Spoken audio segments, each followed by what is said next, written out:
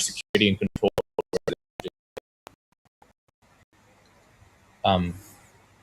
So let's jump into a customer example here. So this is a Japanese ISP, and they were running on over 12,000 nodes on Kubernetes, and they had customers on-prem.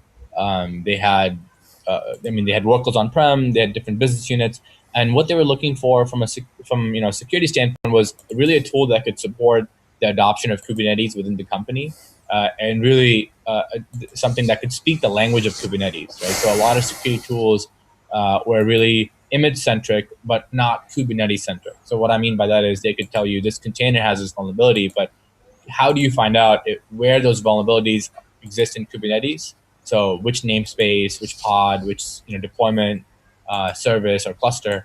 So really filtering on the language and the hierarchy that the customers have used to organize their Kubernetes infrastructure was really important. Kubernetes. So with Zystig, the benefit here for them was they could figure out exactly what those vulnerabilities were, but then map it back to the specific deployment namespace, a cluster or a pod, to really figure out exactly where those vulnerabilities lie.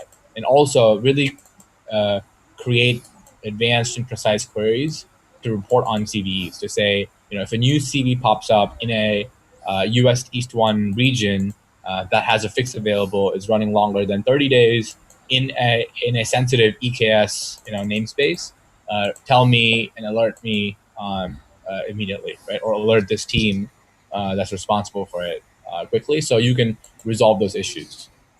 So doing this again at scale, how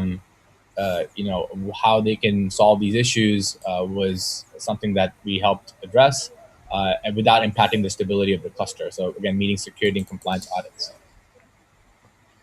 Awesome. So last thing before we jump to the demo, again, better security with inline scanning in your pipelines, your registries, and at runtime. And really the context that we gather from the Kubernetes and cloud environments allows you to identify where those vulnerabilities are and notify the right teams. All of this, again, is immediately plugged into your AWS workflow, so you get results fast. Okay, so let's jump into the demo.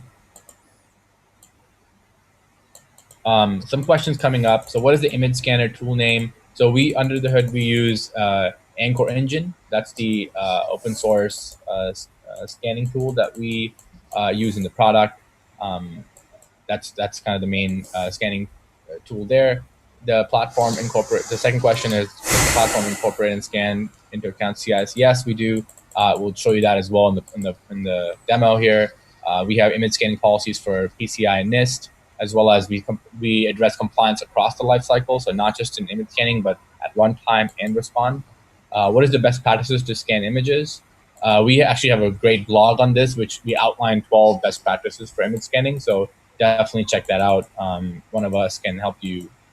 We can share that blog in the chat here.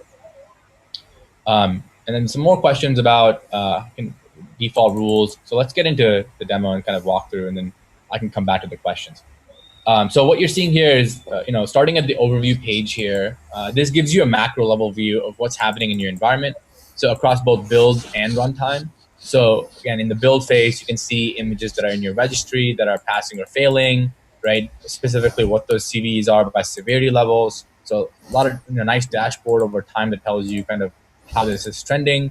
Again, at runtime, this is important, where you can see if you have images that are running, what are passing, what are failing, the scan policies, and what are the severities. Right? And then some more questions about, for example, and over time, and kind of notice exactly kind of what happened. And then also in the runtime policy events, you can see more information about detection policy events that have happened, and other benchmark test cases like CIS, benchmarks for Docker, Kubernetes, and Linux.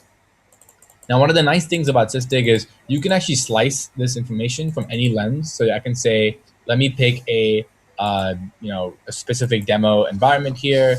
Let's go into this Cube AWS cluster, and then I can actually drill in to a specific namespace. So now this, let's say I've mapped an application to a namespace. As an app dev team, I can quickly zoom into the namespace I care about and see my images and scan results in context of that namespace. So again, 2 clicks and you're here, right? So this is a huge time saver for DevOps teams to figure out exactly going from 1,000 vulnerabilities to 10 or whatever other vulnerabilities there are specific to the environment.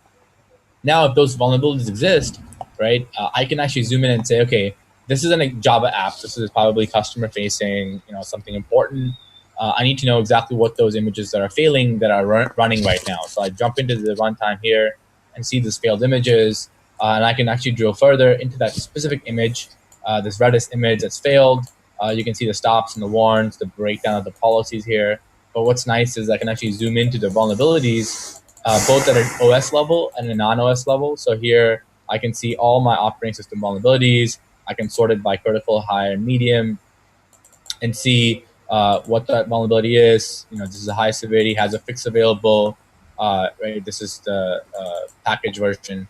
I also have the ability to sort further and search and quickly find out what that vulnerability is. Same thing on the non-OS side.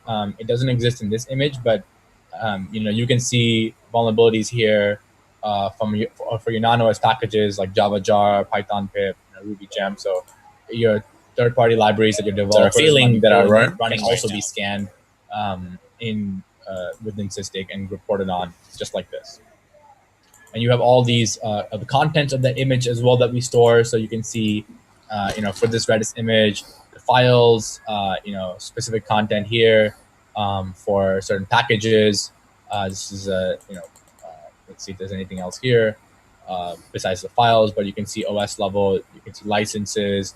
So a lot of